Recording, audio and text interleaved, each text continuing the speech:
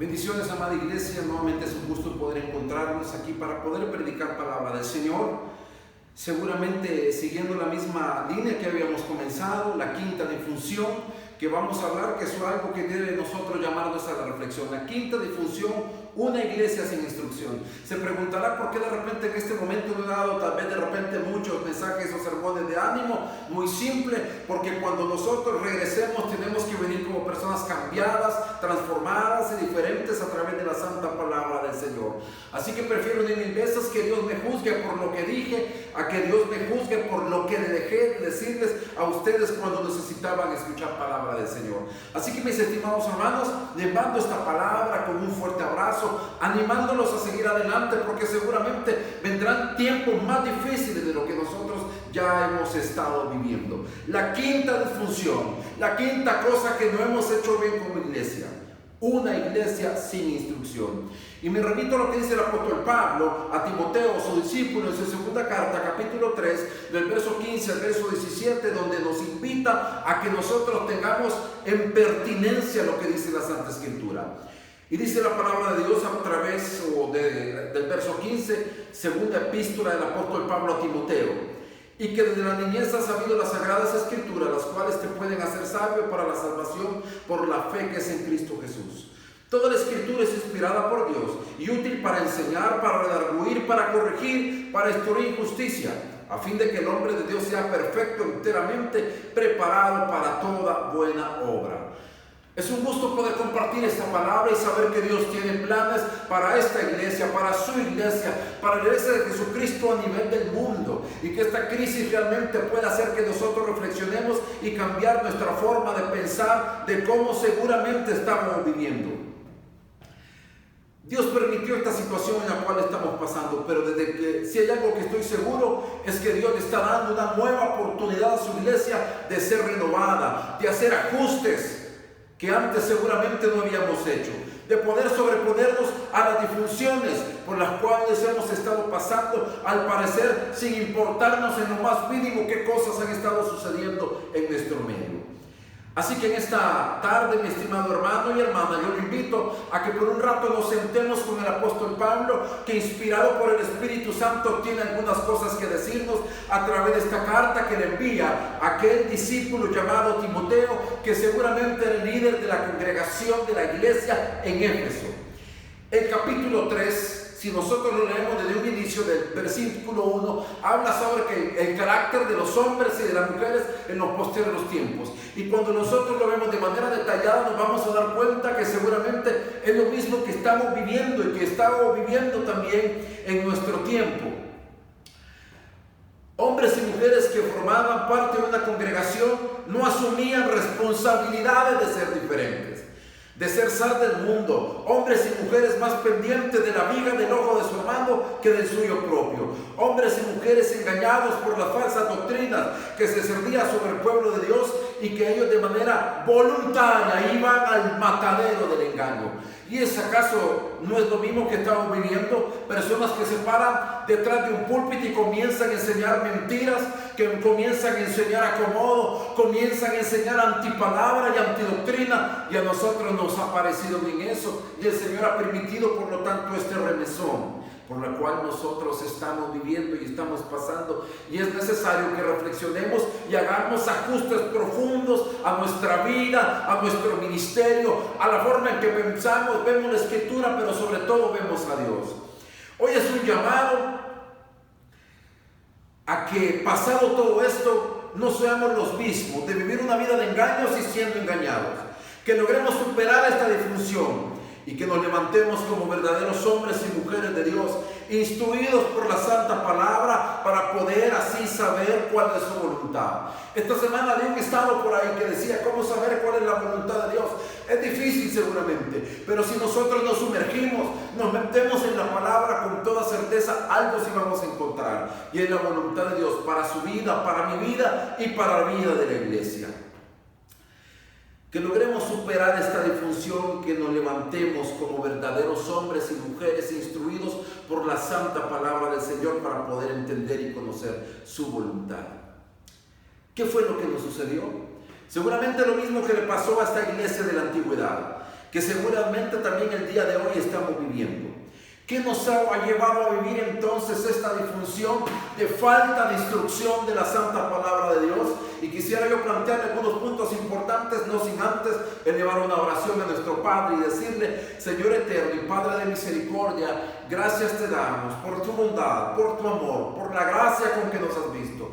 Te rogamos, buen Jesucristo, que en este momento no solo perdones nuestros pecados, sino que a través de tu santa palabra, Señor, nos guíes, nos conduzcas a ser hombres realmente probos delante de ti, Señor. Hombres y mujeres probos, Padre Celestial, que tu palabra es relevante en nuestra vida. Así que en este tiempo y en esta tarde queremos orar por aquellos que han estado enfermos y que han estado pasando por crisis, por sus familias, por aquellos que han perdido también un ser querido en este momento en nuestra sociedad completa. Padre bendito, lo ponemos en tus manos, pero al mismo tiempo te pedimos, Señor eterno, que sea tu Espíritu Santo que nos convenza de pecado, de justicia, Padre Celestial, para así poder hacer los ajustes pertinentes y no seamos los mismos, sino que pasado esto sea una nueva generación de creyentes que te ame, que te siga y que te cree.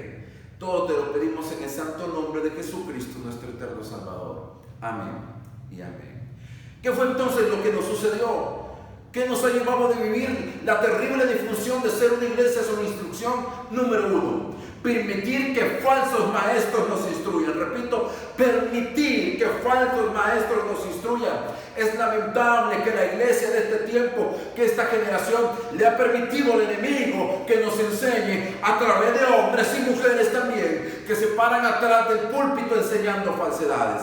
Dice el texto, capítulo 3 de la epístola del apóstol Pablo a Timoteo, su segunda carta, versos 8 y 9. Así como los brujos, Janes y Jambres, leo la traducción en lenguaje actual, así como los brujos, Janes y Jambres estaban en contra de Moisés, también esta clase de gente es enemiga de que se dé a conocer el verdadero mensaje que Dios o de Dios tiene, mensaje de Dios.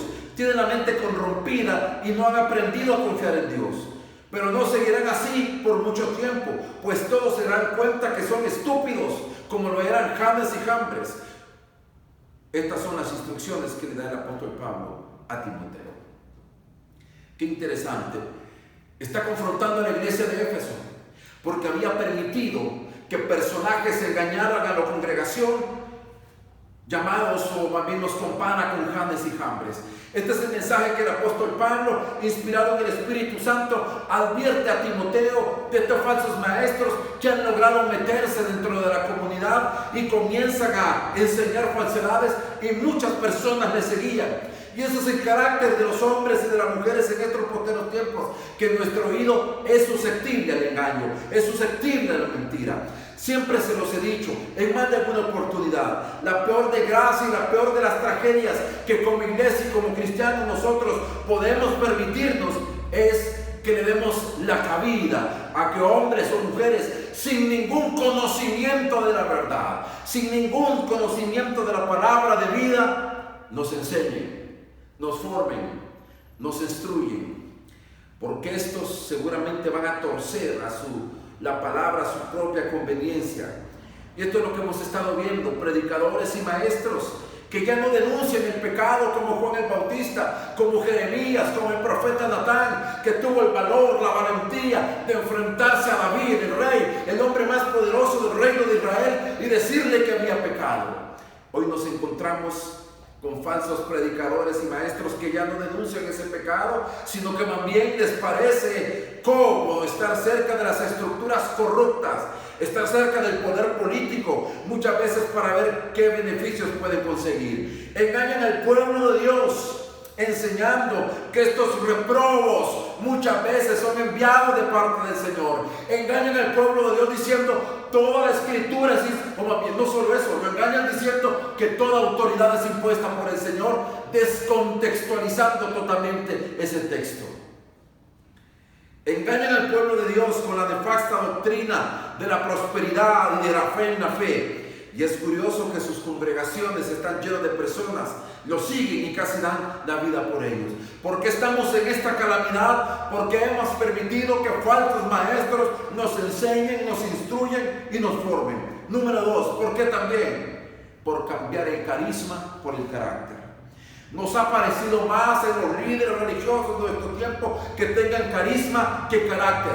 El verso 10 al 13 del capítulo 3 que anteriormente leíamos dice: pero tú, Timoteo, sabes bien lo que yo enseño y cómo vivo. Sabes lo que pienso hacer y cuánto confío en Dios. Has visto mi paciencia, mi amor y mi fuerza para soportar las dificultades.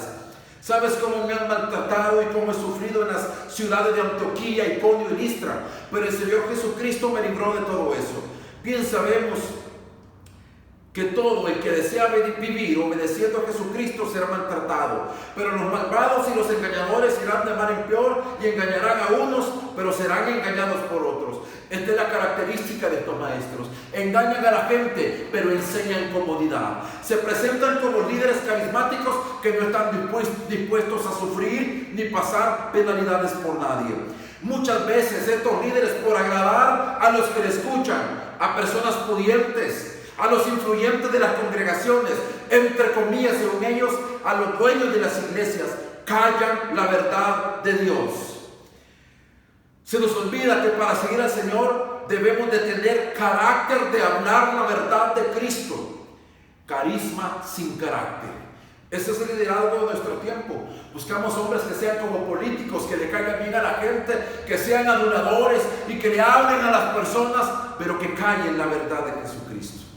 Es interesante que el término carisma proviene del griego charis, que significa agradar y hacer favores. Y así es como estamos viviendo una retragila de hombres, de mujeres que detrás de los púlpitos hablan cosas para poder agradar a los oyentes. Porque aquí está el pudiente, porque este es el empresario, porque este es el político, porque este es el influyente, porque es con este que debo de quedar bien, pero callamos palabra de Dios. Y es por eso que hemos caído en este momento en la calamidad de ser una iglesia sin instrucción. Agradan a los que los sostienen según ellos, a los que los tienen en ese lugar. Sin embargo, el Señor nos llama a tener el carácter para poder padecer por la causa de Jesucristo. El mismo apóstol Pablo le dice a Timoteo: sufre penalidades como buen soldado de Jesucristo.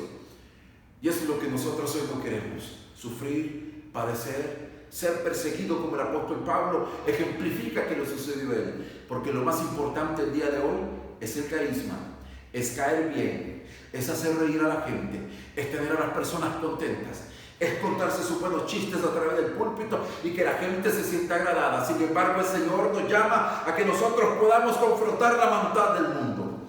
Ahora, carácter proviene de la palabra griega charisein, que significa grabar o marcar. Se puede entender como alguien que está marcado. Eso es tener carácter, es saber que estamos marcados.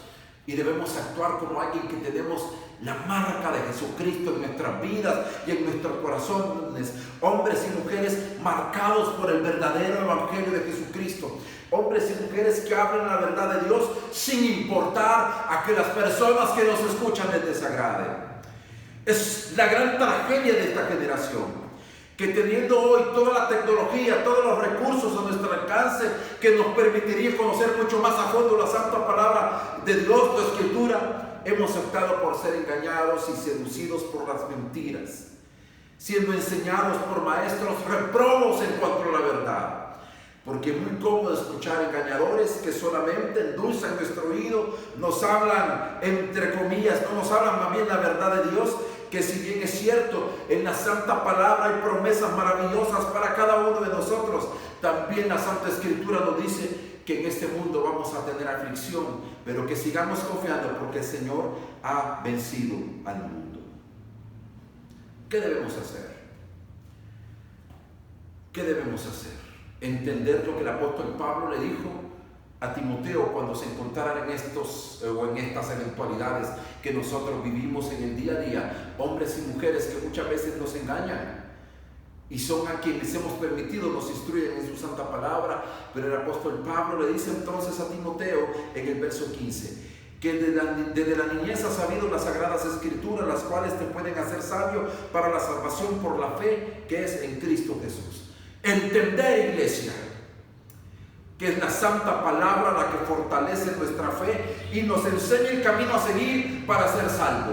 La fórmula que el apóstol Pablo le traslada a Timoteo es que debe ser sabio, ducho y conocedor de las Sagradas Escrituras para poder entender la voluntad de Dios. Para que nosotros podamos entender realmente toda la dimensión de lo que Dios quiere con nuestra vida, con nuestro ministerio, con todo lo que nosotros hacemos, es imperativo entender de manera sabia lo que la Santa Escritura nos enseña. Número 2. Necesitamos entender que la Biblia contiene todo lo que necesitamos para saber vivir, ya que esta está inspirada por Dios y no por razón ni por voluntad humana. El verso 16, toda la Escritura, dice el apóstol Pablo, es inspirada por Dios y es útil para redarguir, para corregir y para instruir en justicia. La palabra del Señor, mi estimado hermano, esta Santa Escritura que nosotros muchas veces nos negamos a leer y estudiar, es inspirada por Dios.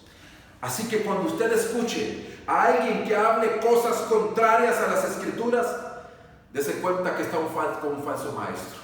Alguien que no predica la palabra, que solamente endulza los oídos, que no confronta nuestra maldad, como en algún momento el apóstol Pablo lo hace con los falsos maestros que se habían metido, que se habían infiltrado en la iglesia de Éfeso, y los confronta, diciendo en alguna oportunidad que son nubes sin agua, que los confronta diciéndole que son como aquellos hechiceros James y Jambres que quisieron engañar a Moisés frente a Faraón, que los confronta diciéndole que son malos, que son reprobos conforme a la verdad. Hoy ya no escuchamos eso, sino que nos gusta la falsedad. Pero ¿sabe qué? La Escritura es inspirada por Dios y es útil para enseñar, para redarguir, para corregir en justicia.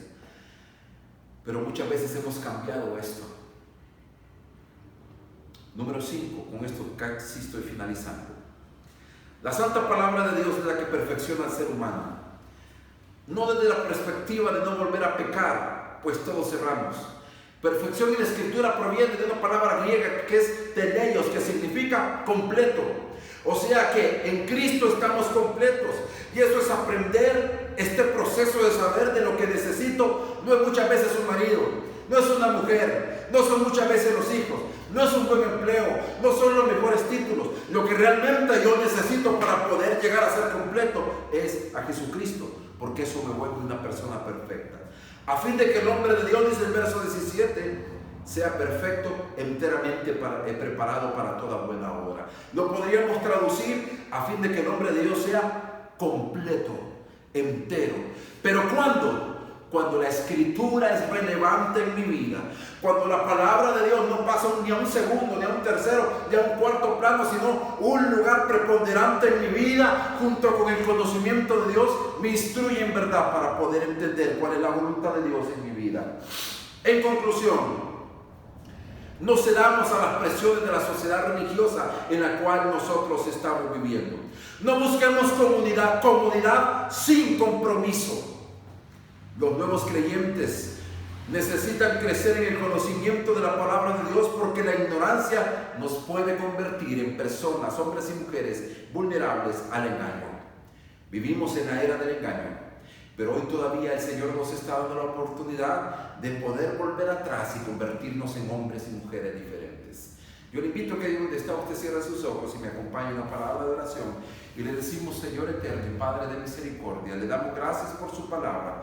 Pedimos perdón, Padre bueno, por todas las cosas en las cuales no hemos actuado bien, y rogamos, Señor eterno, para que sea usted quien nos ayude, quien nos guíe a través de su palabra a conocerle cada día más y más.